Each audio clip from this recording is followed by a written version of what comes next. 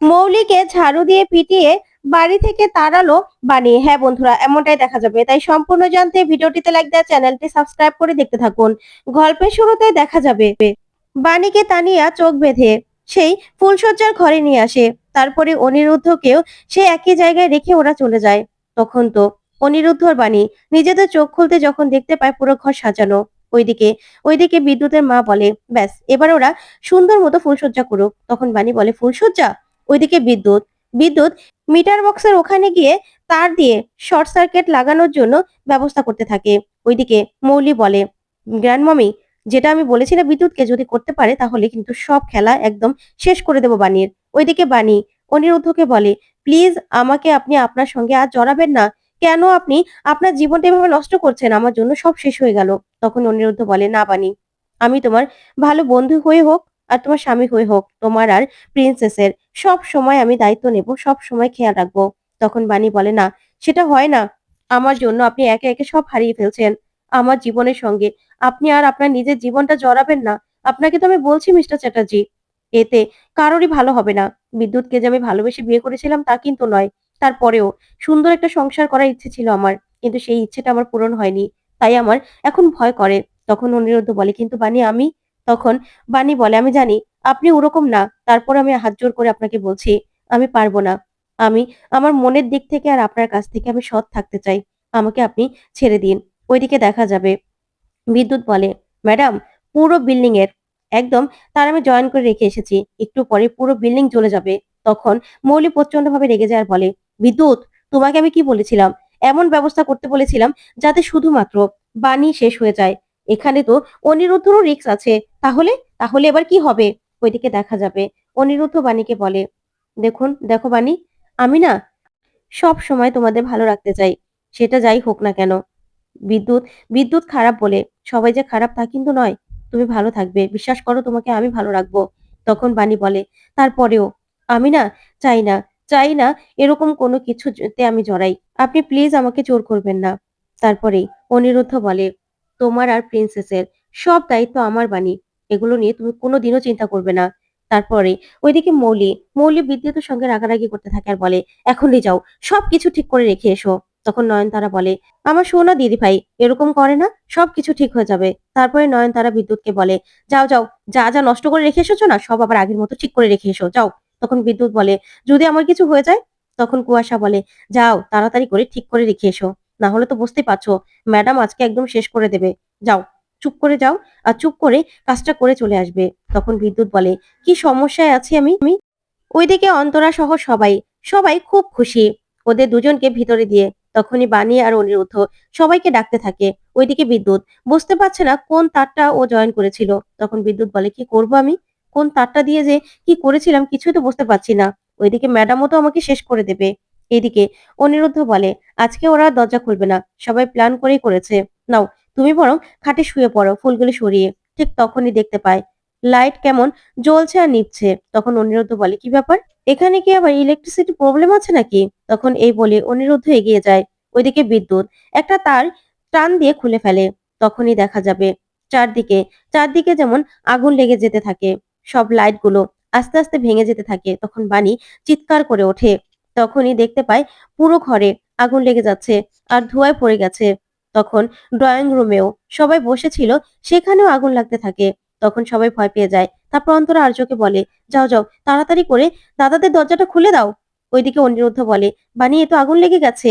তখন তখন তাড়াতাড়ি করে আর্য এসে দরজাটা খুলে দেয়। আর অনিরুদ্ধ আর বাণী সঙ্গে সঙ্গে আর্যর সঙ্গে সেখান থেকে বেরিয়ে পড়ে। তখন বাণী বলে, আমার মামাম, মামাম কোথায়? তখন তানিয়াকে জড়িয়ে ধরে অনিরুদ্ধ। তারপরে ওরা বলে, এখান থেকে বেরোতে হবে। কি করে হঠাৎ করে আগুনটা লেগে গেল কিছুই তো বুঝতে পারছি না। তখন আর্য বলে, দাদা ভাই, এখান থেকে বেরোতে হবে। তখনই অনিরুদ্ধ দরজা খুলতে গিয়েও কিছুতে দরজা খুলতে পারে না। তখন আর্য বলে, দরজাটা তো জ্যাম হয়ে গেছে। তখন অনিরুদ্ধ বলে, তাই তো। তখন বাণী আসে আর এসেই বলে, মিস্টার চ্যাটার্জি, আমি কি ধরবো? ওইদিকে সাথী সাথী প্রার্থনা করতে থাকে আর বলে, কেন আমাদের সঙ্গে এরকম হচ্ছে ঠাকুর? কেন তুমি আমাদের সবকিছু তুমি কেড়ে নিচ্ছ? তখনই বিদ্যুতের মা বলে, বেয়ান, আপনি একদম চিন্তা করবেন না, সবকিছু ঠিক হয়ে যাবে। আমরা এখনই এখান থেকে বেরিয়ে যাব। তখনই বাণী অনিরুদ্ধকে জড়িয়ে ধরে টানতে থাকে। তারপরে সবাই মিলে টানাটানি করার পরেই দরজাটা ঠাস করে খুলে যায়। তারপরে অনিরুদ্ধ বলে, এবার নাও সবাইকে বাইরে চলে যেতে হবে। তারপরে সবাইকে নিয়ে বাইরে চলে আসলেই ওইদিকে মৌলিরা দেখেই মৌলি বলে, যাক, অনিরুদ্ধর কিছু হয়নি, ওরা বেরিয়ে এসেছে। তখন নয়নতারা বলে, দিদি ভাই, এখান থেকে আমাদের মিষ্টি করে কেটে পড়তে হবে, না হলে কিন্তু পুলিশ আসলে ঝামেলা হবে। ওইদিকে বিদ্যুৎ মনে মনে বলে, যাক, বড়লোকের ছেলেটার কিছু হয়নি, তাহলে তো ম্যাডাম আমাকে মেরেই ফেলতো।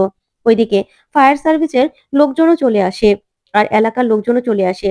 তখনই সাথী বলে, হঠাৎ করে এরকম আগুনটা লেগে গেল কি করে, কিছু তো বুঝতে পারছি না। তখন বিদ্যুতের মা বলে, যাক, আমরা যে সবাই ভালো আছি এটাই তো অনেক। তখন বাণী বলে, আচ্ছা মাসিমা, এখানে হঠাৎ করে আগুন লাগলো কি করে? তখন সাথী বলে, অনেকদিন ধরে এই ফ্ল্যাটে কেউ থাকে না তো, হয়তোবা বিদ্যুতে কোনো প্রবলেম ছিল, মিটার বক্সে কোনো প্রবলেম ছিল সেই জন্যই। তখন অনিরুদ্ধ বলে, না মা, অন্য কিছুও হতে পারে। তখন সাথী বলে, মানে তোর কি মনে হয় কেউ ইচ্ছে করে লাগিয়েছে? তখন অনিরুদ্ধ বলে, আমার কাছে তো কোনো প্রমাণ নেই, প্রমাণ না থাকলে কি করব? যাক, ফায়ার সার্ভিসের লোকজন চলে এসেছে, এবার দেখি ওনারা কি বলে। আমার তো মনে হচ্ছে যেটা ইচ্ছে করেই কেউ ঘটানোর চেষ্টা করেছিল। কিন্তু কে ঘটানোর চেষ্টা করেছিল সেটা পরে দেখা যাবে। তখন অন্তরা বলে, থাক না দাদা ভাই, আমরা তো সবাই ভালো আছি, আমরা সবাই ঠিক আছি। ওইদিকে মৌলি বলে, শোনো বিদ্যুৎ, তোমাকে দিয়ে আজ পর্যন্ত একটা ভালো করে কাজও করাতে পারিনি। যদি কাজটা ঠিক করে করতে পারতে না, তাহলে বানি উপরে চলে যেত। তখন কুয়াশা বলে, আচ্ছা ম্যাডাম, যা বলছেন তাই তো করছে, ও আর এর থেকে বেশি কি করতে বলুন তো? তখন মৌলি বলে, শোনো, একদম তুমি কথা বলবে না, একটা কাজও কি ওকে দিয়ে হয়েছে? এখানে শুধুমাত্র বাণীকে সরানোর কথা বলেছিলাম, ও তো পুরো বিল্ডিংটাই জ্বালিয়ে দিচ্ছিল। তাহলে কি অবস্থা হতো সেটা একবার ভেবে দেখেছে? পুরো জ্বলে শেষ হয়ে যেত। তখনই কুয়াশাকে বিদ্যুৎ বলে, কুয়াশা, তুমি চিন্তা করো না, আমি তো সব প্ল্যান করেই রেখেছি, আর মাত্র 6 দিন, 6 দিন পরে দেখো না কি হয়। তুমি একদম চিন্তা করো না। ওইদিকে তানিয়া বলে, মাম্মাম, আমার না ভয় করছে। তখন তখন বাণী বলে, মাম্মাম, তুমি একদম ভয় পেও না, আমরা তো সবাই ভালো আছি। তখন তানিয়া বলে, আমি ওখানে আর যাবো না। তখন অনিরুদ্ধ বলে, এই যে বাবা তোমার সঙ্গে আছে তো, তাহলে আমার প্রিন্সেসের কি ভয় বলো তো? তখনই ফায়ার সার্ভিসের লোকজন চলে আসে, আর এসেই বলে, স্যার, আগুন পুরোপুরি নিভে গেছে, আপনারা এখন ভিতরে যেতে পারেন, আর চিন্তা করবেন না। তখনই তখনই বাণী বলে, আচ্ছা, আগুনটা কি করে লাগলো, আপনারা কি সেটা জানেন? তখনই ফায়ার সার্ভিসের লোক বলে, না, আগুন কি করে লেগেছে সেটা জানি না, তবে মিটার বক্সের ভিতর থেকেও লাগতে পারে, সেটা তদন্ত করে দেখা যাবে। ওইদিকে মৌলি বলে, এই বাণীটা এই বাণীটা তো দেখছি কই মাছের প্রাণ। তখন নয়নতারা বলে, যাই হোক না কেন দিদি ভাই, ওদের ফুলসজ্জাটা কিন্তু হয়নি, সেটা কিন্তু আমরা ভেস্তে দিতে পেরেছি। বুঝতে পেরেছো? ফুলসজ্জা হয়নি মানে অনিরুদ্ধ এখনো তোমারই আছে। বুঝতে পেরেছো? তখন মৌলি বলে, ওই তানিয়াটাকে তো আমি ওদের কাছ থেকে কেড়ে নেবই। ওই তানিয়ার জন্যই অনিরুদ্ধ বাণীকে বিয়ে করেছে তো। ওই তানিয়াই আমার আসল শত্রু। তাই এবার তানিয়াকে আমি ওদের জীবন থেকে সরিয়ে দেব। দেখো না কি করি। তারপরে দেখা যাবে সাথীরা সবাই ঘরের মধ্যে আসে। তখন সাথী ঘরের মধ্যে এসে কাঁদতে থাকে আর বলে, ঠাকুর, যাও একটা থাকার জায়গা দিলে, সেই ছাদটাকেও কেড়ে নিতে চাইছো তুমি? না হলে এরকম অবস্থা কেন হলো? তখন বাণী বলে, মাসিমা, আপনি একদম ভাববেন না, আমরা তো সবাই ঠিক আছি, আমরা অক্ষত আছি, এটাই অনেক। আর এখন তো সবকিছু ঠিকও হয়ে গেছে। তখন বিদ্যুতের মা বলে, হ্যাঁ বেয়ান, সবকিছু ঠিক হয়ে যাবে দেখবেন, আমরা নতুন করে আবার সবটা গুছিয়ে নেব। আপনি একদম ভাববেন না, আমরা সবাই তো ভালো আছি। তারপরে বাণী বলে, আমি বরং ঘরগুলো পরিষ্কার করে দেই। তখন অন্তরা বলে, আমিও করে দেই সঙ্গে? তখন আর্য বলে, না না, তোমাকে আর কোনো কাজ করতে হবে না।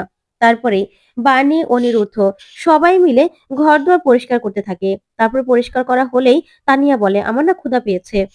তখন অন্তরা বলে, আচ্ছা, আমি তানিয়ার জন্য খাবার নিয়ে এসেছি, সেটা আমি এক্ষুনি চট করে রান্না করে নিয়ে আসছি, ঠিক আছে? এই বলে রান্নাঘরে গেলে তখন বাণী এসে দেখে ঠান্ডা জলের মধ্যে অন্তরা নুডলস ভিজাচ্ছে। তখন বাণী বলে, নুডলস কি কেউ ঠান্ডা জলে ভেজায়? জলটাকে ফুটিয়ে নিতে হয়। তারপরেই তাড়াতাড়ি করে নুডলস রান্না করে সবার সামনে নিয়ে আসে বাণী আর অন্তরা। তারপরেই সবাই মিলে সেটা খায়। তখন বাণী একটু নিশ্চিন্ত হয় আর বলে, যাক, সব বিপদ কেটে গেছে, এবার ভালো লাগছে। তারপরে দেখা যাবে সকাল হয়। অনিরুদ্ধ মিস্টার সেনের সঙ্গে মিটিং এ যাবে। তখনই অফিসার ফোন করে আর বলে, স্যার, আপনাদের ফ্ল্যাটে কি করে আগুনটা লাগলো এখনো তদন্ত করছি। তখন অনিরুদ্ধ বলে, কিছু কি জানা গেল? এটা কোথা থেকে আগুনটা লেগেছে? তখন অফিসার বলে, দেখুন স্যার, শর্ট সার্কিট থেকেও হতে পারে, আবার এমনও হতে পারে কেউ ইচ্ছে করে এটা করেছে। তখন অনিরুদ্ধ বলে, আচ্ছা অফিসার, কেউ ইচ্ছে করে আগুনটা লাগিয়ে থাকতে পারে, তাই তো? তখন অফিসার বলে, হ্যাঁ স্যার, এরকমটা হতে পারে, তবে ফায়ার সার্ভিসের রিপোর্টটা জমা হোক, তারপরে না হয় আপনাকে আমরা সবটা ফোনে জানিয়ে দেব, ঠিক আছে? তখন অনিরুদ্ধ বলে, ঠিক আছে অফিসার, আপনারা ভালো করে তদন্ত করুন, কে বা কারা এই কাজটা করেছে। তারপর অনিরুদ্ধ ফোনটা রেখেই, নিজের মোবাইল ফোন রেখেই চুল আঁচড়াচ্ছিল। ঠিক তখনই বাণী এনে সামনে আয়না রাখে। তখন অনিরুদ্ধ বাণীর দিকে তাকিয়ে থাকে। তখন বাণী বলে, কালকে বাজার থেকে এটা আমি কিনে এনেছিলাম। আসলে মা ছাড়া ছোটবেলা থেকে সংসার করেছি তো, তাই এই টুকিটাকি গুছিয়ে নেওয়ার অভ্যাস আছে আমার। তখন অনিরুদ্ধ বলে, বাণী তুমি যদি আমার জীবনে না আসতে তাহলে এই ক্রাইসিস গুলো আমি কি করে যে সামলে নিতাম কে জানে। তখন বাণী বলে, না না মিস্টার চ্যাটার্জি, কথা বলবেন না। তখন অনিরুদ্ধ বলে, ঠিক আছে, এখন না আমাকে তাড়াতাড়ি করে বেরোতে হবে। আমি যাই, তাড়াতাড়ি করে মিটিংটা সেরে আসি। তখন বাণী বলে, ঠিক আছে। ওইদিকে ঈশানী বারবার করে সাথীকে ফোন করতে থাকে। তখন পিনাকি বলে, কি হয়েছে, কি করছো তুমি? তখন ঈশানী বলে, সাথীকে ফোন করছি জানো তো, সাথী না ফোনটা রিসিভই করছে না, ফোনটা বেজেই যাচ্ছে। ওইদিকে নয়নতারা মনে মনে বলে, দিদিভাই তো ওখানেই গেল, সর্বনাশ, জানতে পারলে তো এই ওর মাও সঙ্গে সঙ্গে আবার দৌড় দেবে পিছন পিছন। কি করি আমি? না না, যে করি হোক, সবটা সামলাতেই হবে। দিদিভাই ওদিকে গেছে, সবটা সামলে নিশ্চয়ই আসবে। কিছুতেই ঈশানীকে যেতে দিলে চলবে না। ওইদিকে দেখা যাবে অনিরুদ্ধ সাথীকে প্রণাম করে তারপরে বলে, মা আমি যাচ্ছি, মিস্টার সেনের সঙ্গে আমি মিটিংটা করে আসি। তখনই সাথী বলে, যা, এবার যেন কাজটা অন্তত হয়ে যায়, তাহলে ভালো হবে। তখন অনিরুদ্ধ বলে, মা তুমি চিন্তা করো না। তারপর সাথী বলে, তুই বরং আজকে একটা ট্যাক্সি করে চলে যাস না। তখন অনিরুদ্ধ বলে, মা তুমি চিন্তা করছো কেন বলো তো, তোমার ছেলে বিদেশে তো কত কাজ করেছে। ঠিক তখনই মৌলি ফ্রিজ, টিভি, তারপরে আরো অনেক গিফট নিয়ে সেখানে চলে আসে। আর এসে বলে, এই তোমরা তাড়াতাড়ি ভিতরে আনো, সবকিছু রাখো রাখো। আমি তো জানি অনিরুদ্ধদের এখানে কত কষ্ট হচ্ছে। এই টিভি, ফ্রিজ, তারপরে ওভেন, এগুলো ছাড়া কি অনিরুদ্ধ চলতে পারবে নাকি? তার জন্যই তো এখানে নিয়ে এসেছি। তখনই অনিরুদ্ধ আর বাণী চমকে যায়। তারপরেই দেখা যাবে বাণী বলে, এগুলো কেন এনেছেন মৌলি ম্যাডাম? তখন মৌলি বলে, শুনো, তোমার না হয় অভ্যাস আছে, তুমি তো ওই গোবরের মধ্যে তারপরে কাদার মধ্যে থেকে বড় হয়েছো, কিন্তু অনিরুদ্ধ তার এরকম ভাবে বড় হয়নি।